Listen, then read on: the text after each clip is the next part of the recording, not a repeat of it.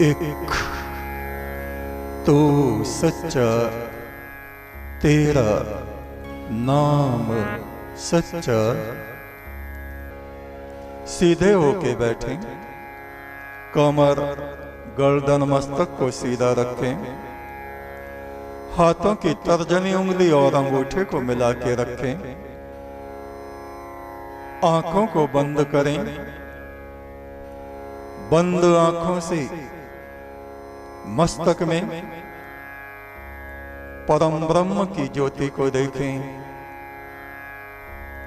उस ज्योति में जो अनहद नाद गुंजार उठता है, उस गुंजार को उस परम ब्रह्म आदि पुरुष की आवाज कहा गया है। उसे सुने, आती जाती हुई सांसों पर ध्यान दें, गहरी शांति का अनुभव करें।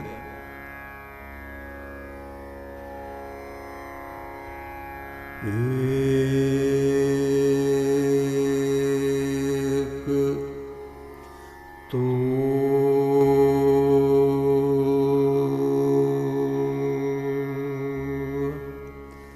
सच्चा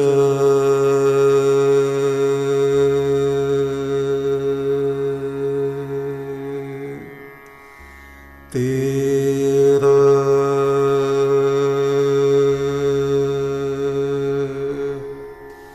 नाम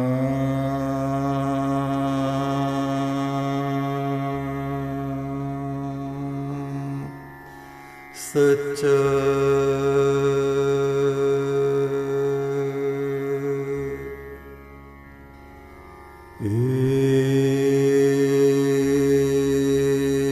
एक तो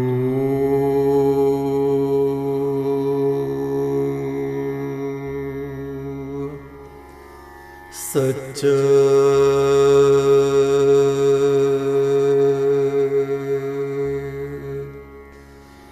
तेरा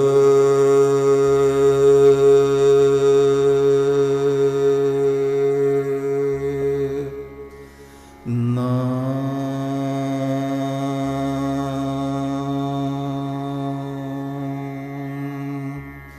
सच्चा।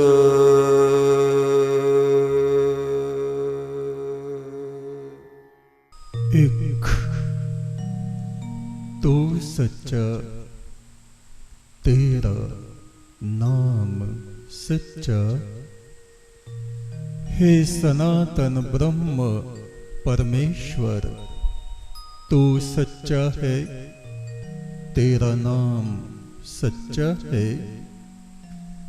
ऋग्वेद के ऋषि कहते हैं, ओम यज्ञ इंद्रमव धर्यद यद भूमि व्यवर्तयत।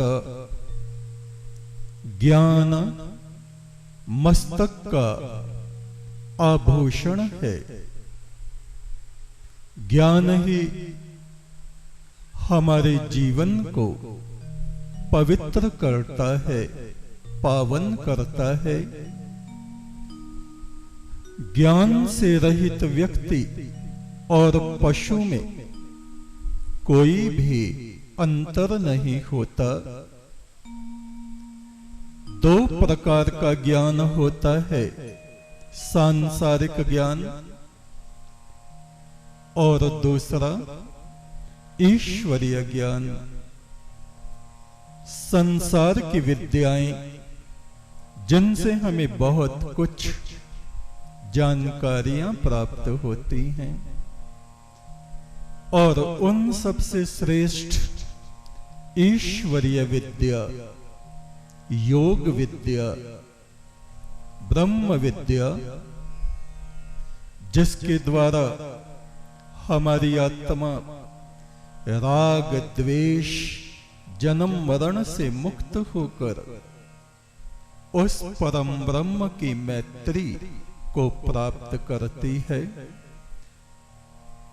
चक्राण ओपशम दिविहि परमेश्वर के चरणों में कोई कोई अपनी आत्मा को उड़ेलता है। ये संसार हमें दिखाई पड़ता है, अनुभव में आता है। हमारी संपूर्ण शक्ति चेतना इस संसार में ही धाराओं की तरह बहती रहती है। धन्य वे मनुष्य हैं जो अपनी धारा, इस आत्मा की धारा को संसार के धरातल से उठाकर उस आदि पुरुष परमात्मा की तरफ को मोड़ देते हैं। महादेव शिव उन दिनों कश्मीर में अपने कुछ शिष्य गणों के संग गुफाओं में निवास करते थे। एक दिन अनंत नाग का राजा उनसे मिलने के लिए आया। उस राजा का सबसे छोटा पुत्र राजा के साथ था। सबसे पहले उस राजा की भेंट नंदी से हुई। कहा, नंदीश्वर, मैं महादेव शिव के दर्शनों के लिए आया हूं। नंदी ने कहा, आपका स्वागत है राजन, बैठिए। अभी महादेव समाधि में हैं, ध्यान में हैं, थोड़ी देर बाद वो उठेंगे, तब आपकी उनसे भेंट होगी। थोड़ी देर आप प्रतीक्षा करें। राजा अपने पुत्र के साथ एक शिला पर बैठ गई। राजा ने कहा, नंदी, ये मेरा सबसे छोटा पुत्र है, किंतु इसका स्वभाव बड़ा उग्र है, इसका क्रोध बड़ा उग्र है। जैसे किसी सर्प को, भयंकर विषधर को कोई डंडे से छेड़ दे और वो सांप फन उठा के क्रोध में फुंकारता हुआ उसको काटने के लिए उसकी तरफ को दौड़े, इस युवराज का ये हाल है। ये राजकुमार इतना अधिक क्रोध करता है। इसको समझा समझा के कितने ही आचार्य थक गए, किंतु इस पे कोई असर नहीं पड़ता। इस लड़के को मैं महादेव शिव के चरणों में लाया हूं। वे इसको आशीर्वाद देंगे तो अवश्य ही इसकी उग्रता, इसके भीतर का विष शांत हो जाएगा, ऐसा मेरा विश्वास है। नंदी ने उस राजकुमार को अपनी तरफ बुलाया। कहा, आओ राजकुमार, हम थोड़ा इस नदी के तट पर विचरण कर आए, थोड़ा आगे तक घूम आए। नंदी उस राजकुमार के साथ जहां पत्थर पड़े हुए थे नदी के तट पर, वहां विचरण करने लगे। एक छोटा सा पौधा था जिसमें केवल 2 पत्ते निकल रहे थे। सुनहरे, हरित और लालिमा लिए हुए बड़े सुंदर 2 पत्ते। नंदी ने राजकुमार का ध्यान उस छोटे से पौधे की तरफ दिलाया। कहा, देखो राजकुमार, कितना सुंदर पौधा है। इसके पत्तों को देखो, कैसे सुनहरे लालिमा लिए हुए हैं। एक पत्ता नंदी ने तोड़ के राजकुमार को दिया। देखो, इसको चख के देखो, खा के देखो, हो सकता है ये बड़ा सुगंधित, बड़ा मृदु, बड़ा मीठा हो। खुशी खुशी राजकुमार ने वो पत्ता मुंह में दिया, चाबने लगा। कड़वाहट से उसका मुंह भर गया। थू थू करके उसने वो पत्ता थूक दिया।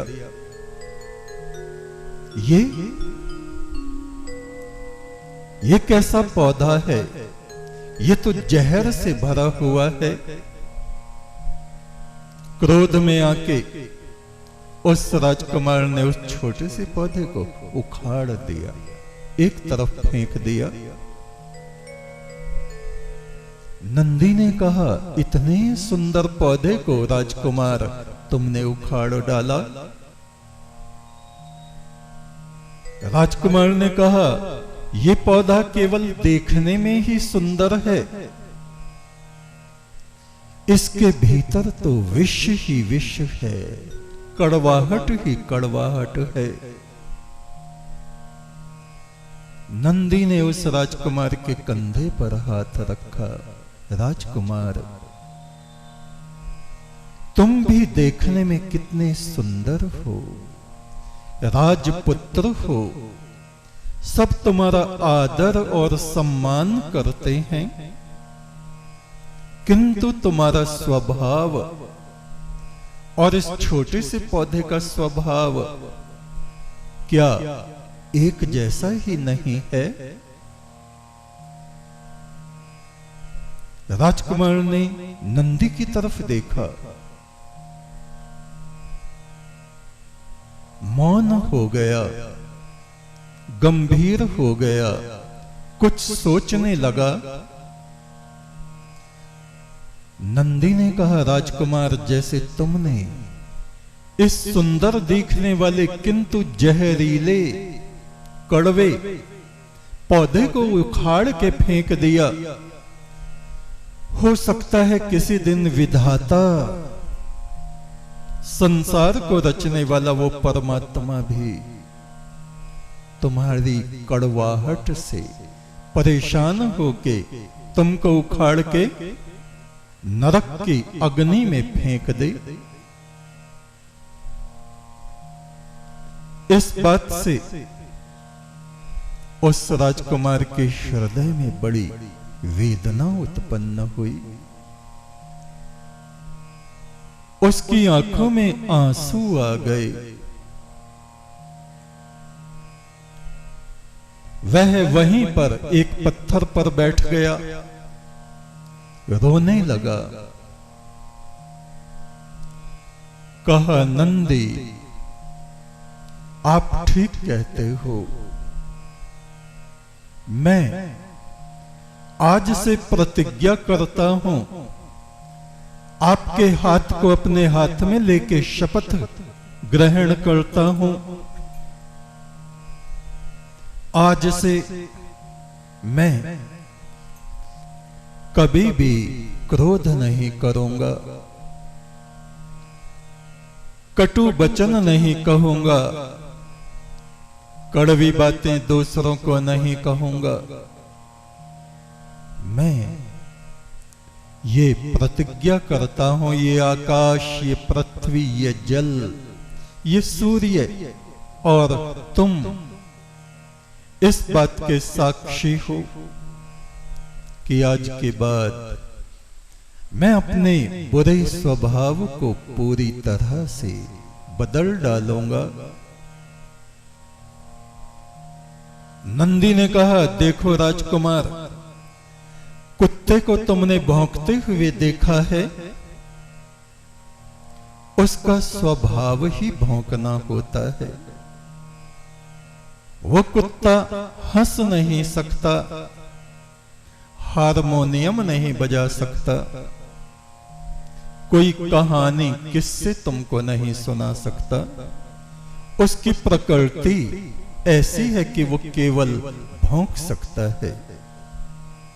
ऐसे ही कुछ लोग हैं जो व्यर्थ में कटु वचन बोलते रहते हैं, निरर्थक वार्ता करते रहते हैं। राजकुमार, तुमने बैल को देखा होगा। बैल किसी के पीछे भाग पड़ता है, सींग हिलाता है। उसका स्वभाव ही विधाता ने ऐसा बनाया है। अब तुम सोचो कि कोई बैल आके तुम्हारे पैर दबाने लगे, ऐसा संभव नहीं है। तुमने कौवों को देखा होगा कैसे कटु शब्द वे बोलते हैं, कर्कश उनकी वाणी है, काएं काएं करते रहते हैं। वे जीवन भर बदल नहीं सकते, क्योंकि उस सृजनहार ने उनकी प्रकृति को वैसा ही बनाया है। सांप फुंकार मारता है, जहर से भरा है, वो अपने को बदल नहीं सकता, क्योंकि उसको इस सृष्टि में उस परम ब्रह्म ने ऐसा ही बनाया है। किंतु मनुष्य, इस संपूर्ण सृष्टि में मनुष्य ऐसा है जो अपने भीतर के विष को त्याग सकता है हमेशा के लिए, और अपनी आत्मा के प्याले में अमृत को भर सकता है हमेशा के लिए। मनुष्य ऐसा प्राणी है जो अपनी वाणी में मिठास, मृदुता और धर्म वाक्यों को मोतियों की तरह पिरो सकता है, किंतु कौवे ऐसा नहीं कर सकते, कुत्ते ऐसा नहीं कर सकते, बैल ऐसा नहीं कर सकते।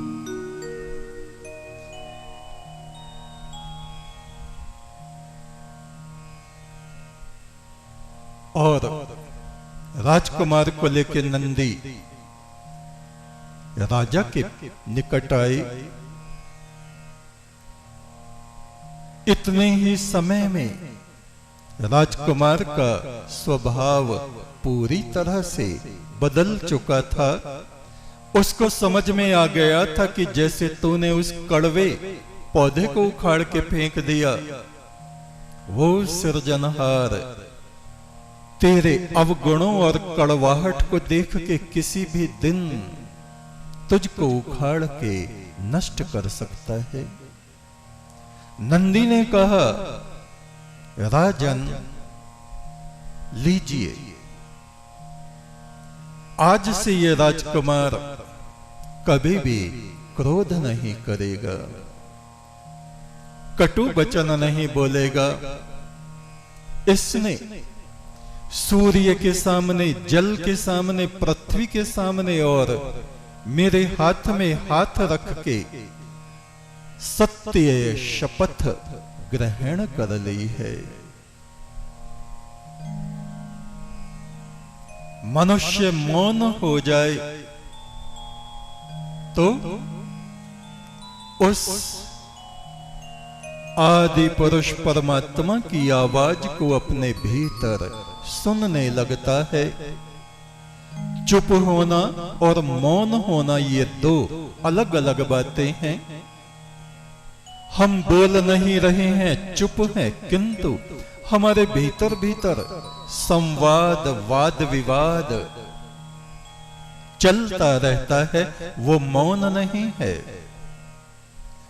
हमारे भीतर की वृत्ति जब शांत हो जाती है, तब आकाश में विचरण करते हुए सिद्ध गणों, देवगणों और स्वयं उस परम ब्रह्म, परम